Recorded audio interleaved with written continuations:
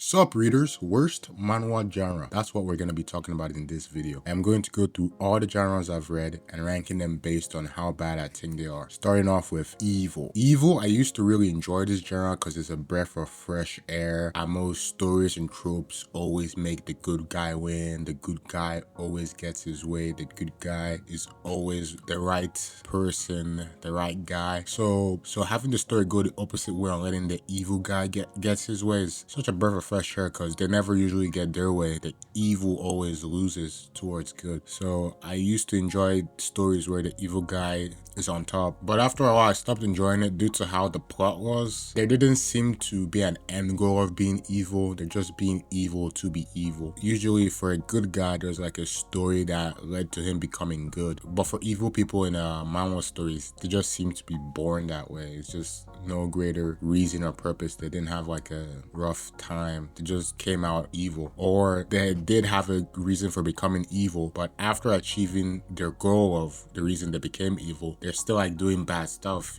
Like you wanted to be rich, you're finally rich. Why are you still like doing evil shit like killing people or something? But yeah, some stories just keep on dragging like the evil shtick, which I don't like, because like there's a goal in like the evil manhwa stories that they had, and after I accomplished them, they still like, I don't know, act edgy and stuff, which I'm a bit irritated by. So I will say it did get a little boring, so I don't like it as much anymore, but it's good sometimes. Murim, if you've been following this channel for a while, you wouldn't be surprised why I consider this the worst genre, since I made a video on it, but it is the biggest offender of drag in the story. A lot of Murim manhwas I checked out in the beginning had chapters up to 500, 600, 800 chapters, especially in the cultivation sub-niche of just complete slop, just dragging out random shit that have no purpose to be in there. The biggest offender of this one is Marshall Peak. My hatred really started with that one, and after that I've just haven't been enjoying Murim after that. I will say there are some rare ones like Legend of the Northern Blade. That's one I really liked. There are some rare ones, but the grand majority of Murim I don't like due to how it tends to drag the story. They have the blandest MCs, and the ones with stupid and forgettable Dantian, yin and yang power systems really irritate me the most. And those ones are usually in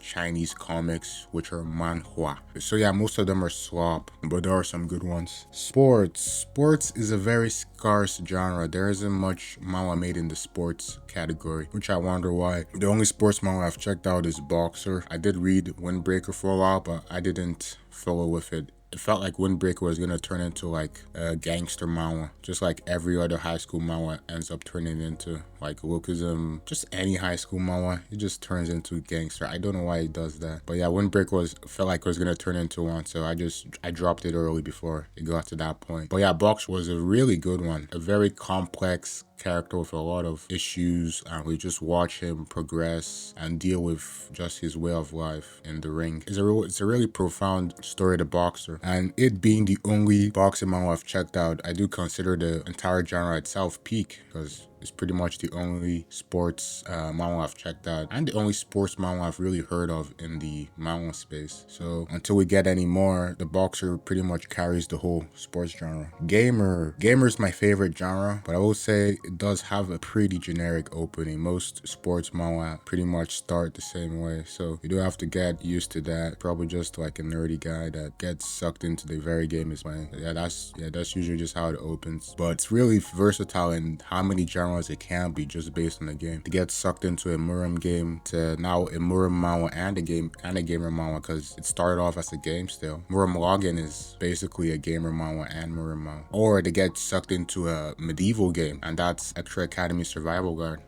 If they're playing a medieval game and get sucked into it, that's Extra Academy Survival game, which is a medieval and a gamer game. So it's very versatile just based on which game the MC gets sucked into. And I've really been enjoying the different blends of genre gamer manhwas are, especially Pick Me Up, which is one I check up with from time to time. The tower genre has a serious issue, and that's the soul leveling issue. Soul leveling is killing this genre, man. I don't know why every new tower or dungeon related manhwa tries to emulate soul leveling in some way. It's honestly like a turn off for me, but so many manhwa do it, so I usually just drop it if it has any solo leveling elements. But yeah, it could be more unique rather than trying to copy solo leveling all the time. There are probably a couple rare gems in the tower dungeon in the tower slash dungeon space, like Tower of God. But yeah, a big majority is just emulating solo leveling in some way, which I don't appreciate. Triller, the GOAT Kim Carnby carries this one with the multiple works he's made. He's made like Sweet Home and Bastard. But yeah, I enjoyed this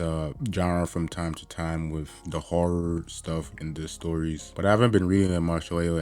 It's not a really popular genre, so I don't really find much manhwa in this category. But the ones I've read are pretty decent. Magic Academy is a pretty big favorite of mine at this time. Reading Extra Academy, reading I Killed an Academy Player, reading Extra Academy and Academy Player and the other Magic Academy stuff. Oh, reading Sashimi, the Academy of Sashimi. So I'm reading a lot of Magic Academy, and those are some pretty good ones. So it's a pretty good genre, and I do enjoy the magic and power system and how they try to add the skull aspect to it. So it's pretty decent right now. Especially Extra Academy, which is the figurehead of this genre. That's a pretty good story. That did the harem genre pretty well as well, with the multiple love interests, which is pretty cool. The medieval genre has always been consistently good and very funny, which is pretty cool. Especially the figurehead Extra Academy. Extra Academy is a very funny medieval manhwa with Lloyd's facial features and comedic delivery at everything. And then there's another one called Knight Who Returns as a God. That's another funny one. People hate it a little bit because the guy's racist. But I've noticed a common trend of the medieval manhwas having a higher level of being funnier compared to the other genres, which is pretty good for it. So it's decent most of the time. And that's the list. I'll move the tower slash dungeon genre down a bit because I don't think it's in the same category as these two. There really is a few gems in this space. Most of them are just solo leveling clones, which is pretty boring.